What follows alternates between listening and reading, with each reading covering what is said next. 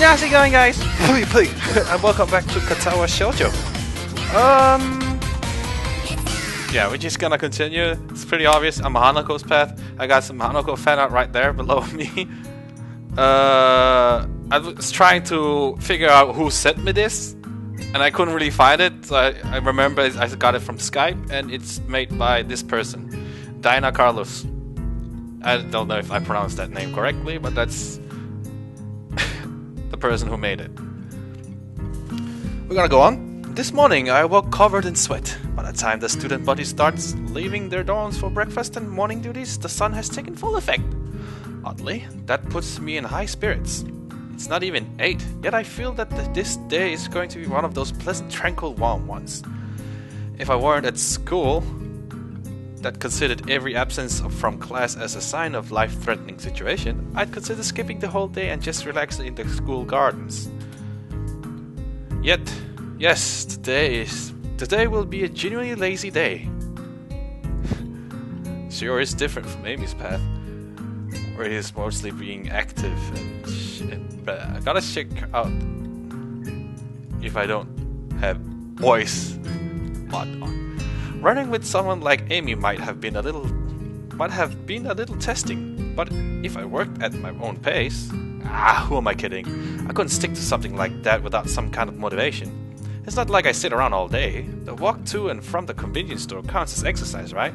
Especially the walk back up the hill. Yeah, it's no big deal. Compared to months lying in a hospital bed, I'm getting plenty exercise. It seems that I'm not alone in my appreciation of the day. Nearly every member of the class is glancing through the window and onto the tantalizing sky. Even the steadfast Shizune seems to lack her usual vigor for schoolwork. Misha, as brazen as ever, has even unbuttoned the top buttons of her shirt and is fanning herself with a notebook. I must have been staring, as she's now sticking her tongue out at me. However, she shows no sign of halting her efforts, nor is she trying to hide the fact. The lunch bell seems to catch everyone by surprise, and the class empties at a much slower pace than usual. The heat seems to be draining the need to rush from everyone. Well, almost everyone. Hey there, Hanako. What can I do for you today? Hanako already has a lunch bag in hand. I don't have to be a detective to work out where this is going. Would you like to have lunch with us again? I brought enough for everyone. Awesome! You don't have to be so stiff about it, though. Ah, right. I take it we're going to the tea room? Please. Lily said she'll meet us in there. So we should go to head together. Sounds like a plan. This heat has made me pretty hungry. Hanako breathes a sigh of relief, and I gather my things together. As usual, the aura of the tea room is refreshing, feeling isolated from the rest of the world. Then again, the usual din from the school seems to be a bit subdued, most likely from laziness promoted by heat exhaustion.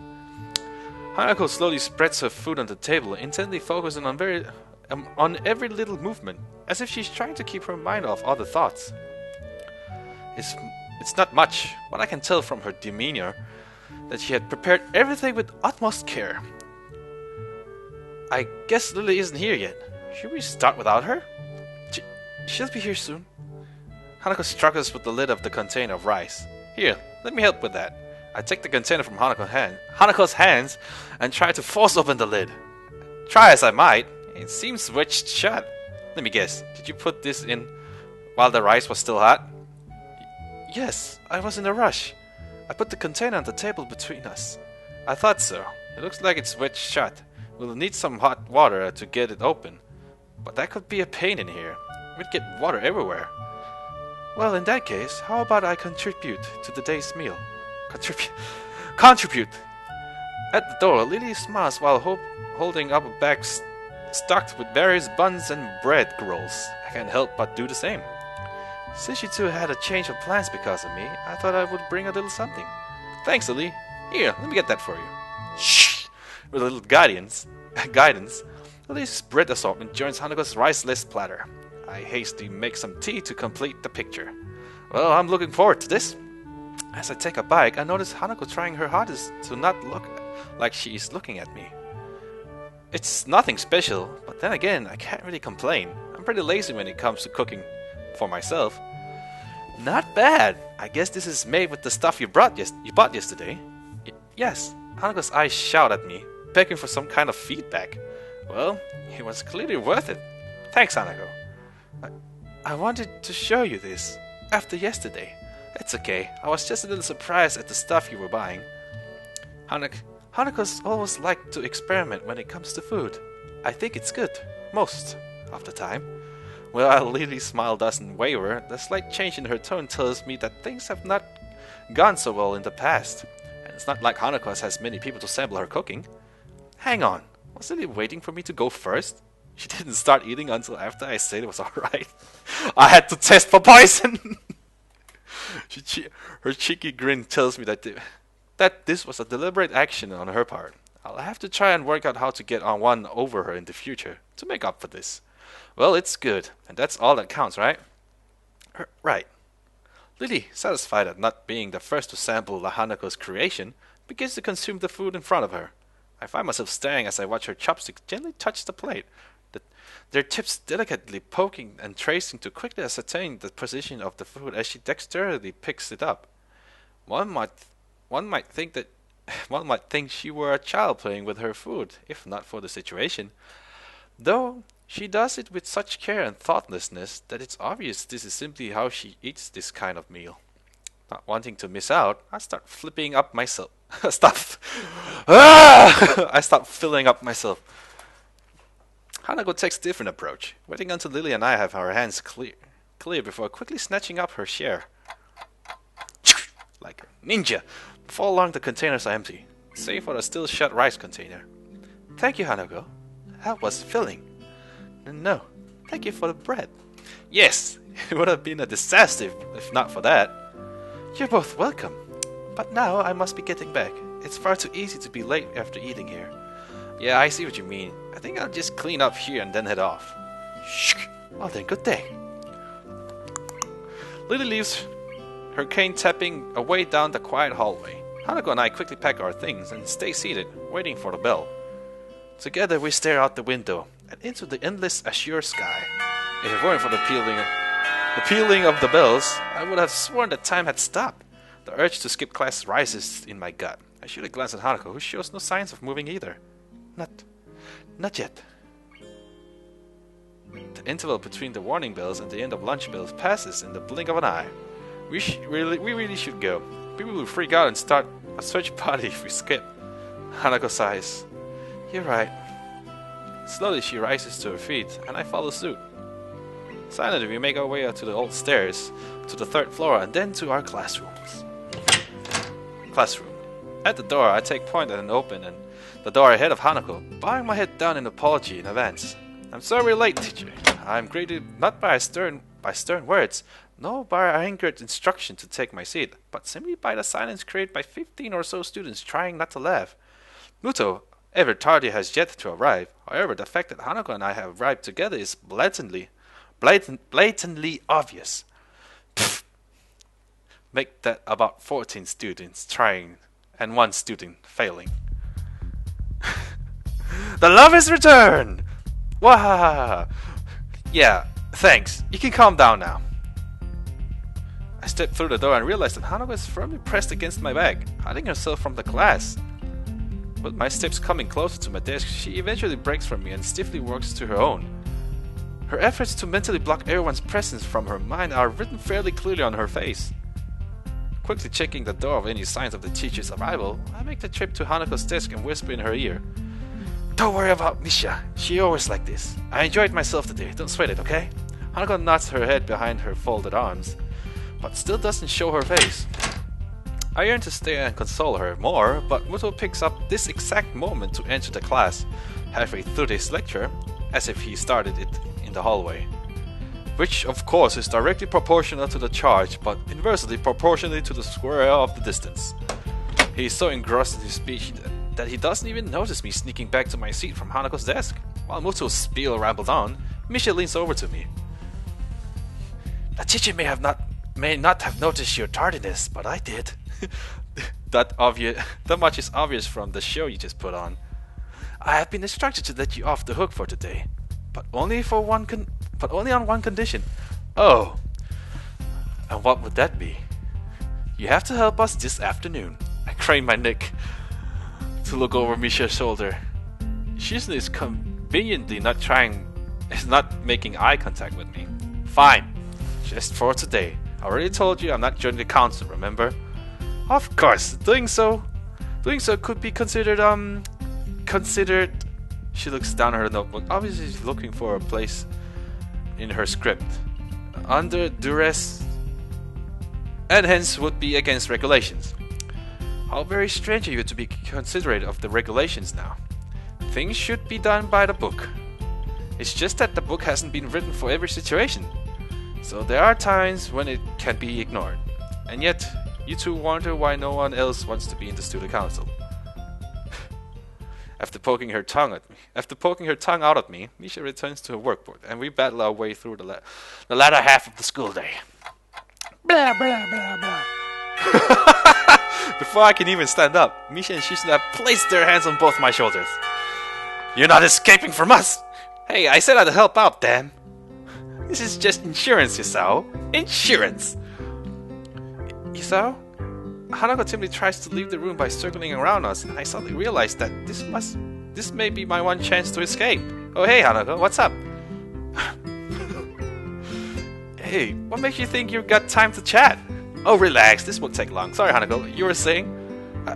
I was going to the library and I thought Hanako's thumb danced around the other, and her eyes flit around the room, looking everywhere but at us.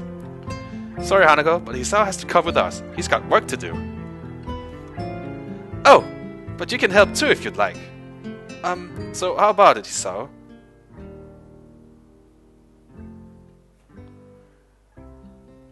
Oh shit, I don't know what to do here. Let's just create a save here.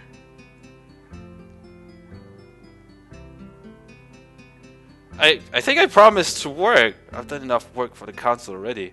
This puts you to break that promise. What do you say, Hanako? If we all help, it shouldn't take long at all. Hanako's fidgeting answered my question before she could even form the words. I really need to go. Well, that was to be expected. Looks like it's just me and the council girls again. It's easy to resign myself to another afternoon's work in the small council office. I'll catch up with you later, okay? Okay. Right, now that the farewells are over, it's work time. Misha and Shizune frog marched me to the student council office, never once letting go of my shoulders. I feel a little bad for ditching Hanako like this, but if this is the price of getting Misha off her back, so be it. So then, what are we up to today? Debrief! Isn't that supposed to happen after something?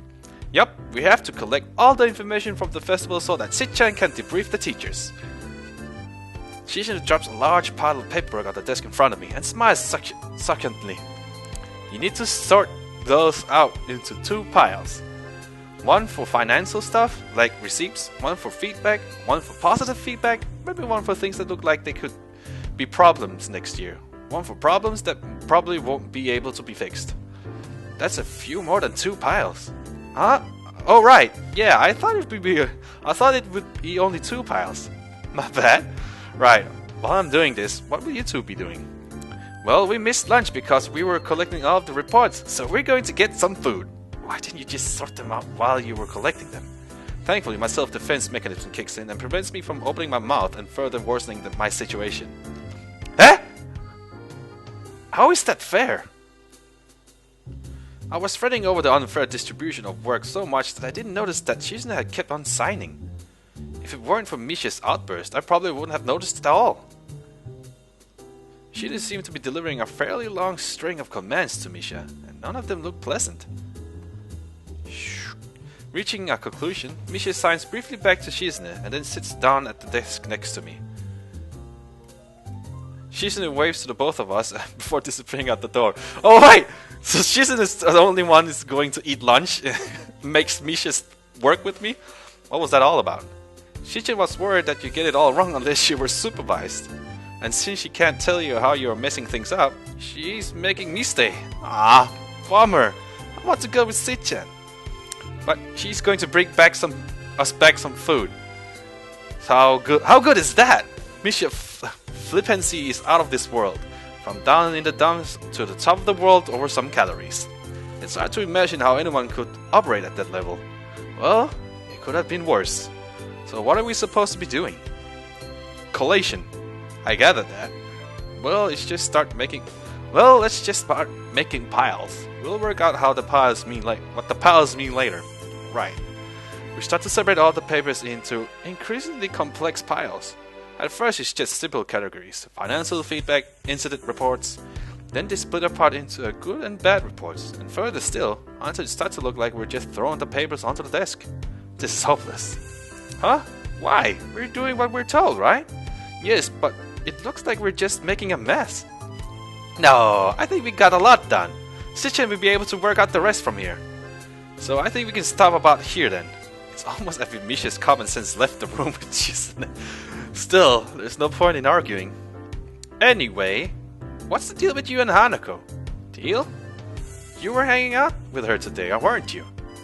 Have there been any fireworks? Any gossips that you're withholding from me? If I told you about my own circumstances, it wouldn't be gossip, would it? I guess not. We're just friends, I guess. Why are you so interested? I thought you and Susanoo didn't like her. It's not really like that. You know, Sichan and Lily don't get along well. And since you can't really get Hanako away from Lily, we don't talk to her much. But that doesn't mean that I can't be concerned for her. What is there to be concerned about? Well, she never hangs out with anyone else, right? It's no good, Hichan. If Shizune and Lily dislike each other because their personalities are different, then I hate to think how Misha and Hanako would get along. I mean, in one way or another, we're all in the same boat here, right? Well, I guess.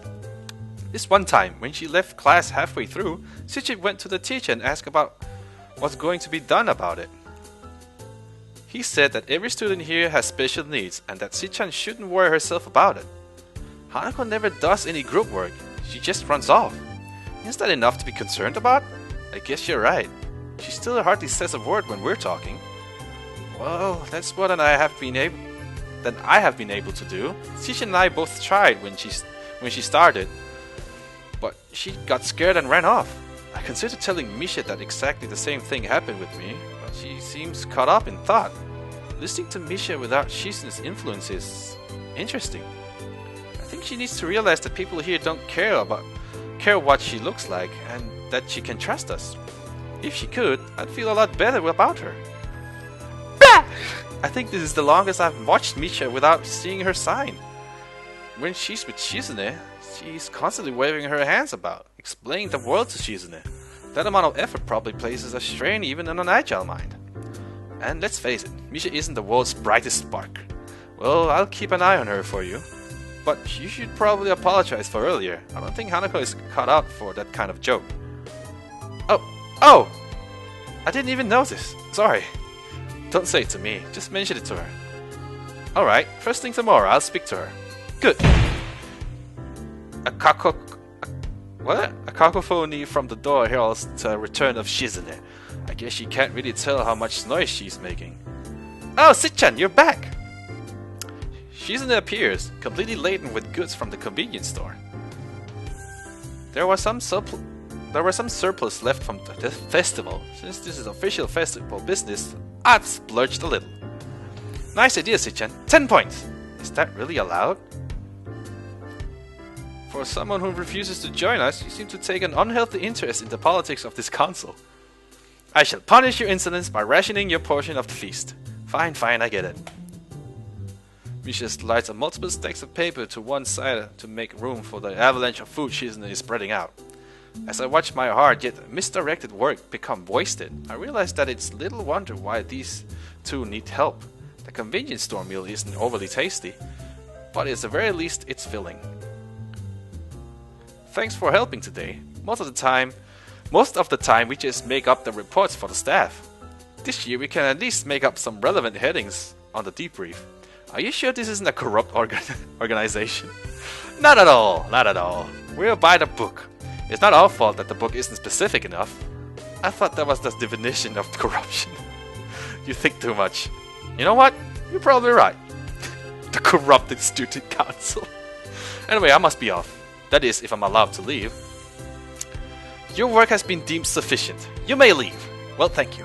You know, if you stress the free meal side of things over the endless workload side, you probably end up with more recruits. You might just have a point. Well, think about it. And think about what we talked about. You don't have to tell that to Shizune if you don't want. What? Oh, right. I'll try to see her tomorrow. Good night, Hichan. Night, Misha. Shizune. Boom.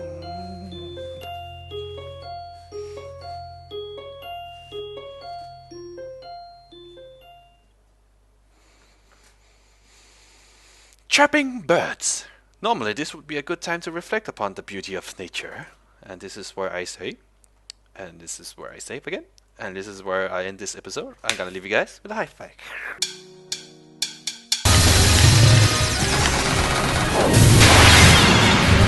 That was pretty difficult.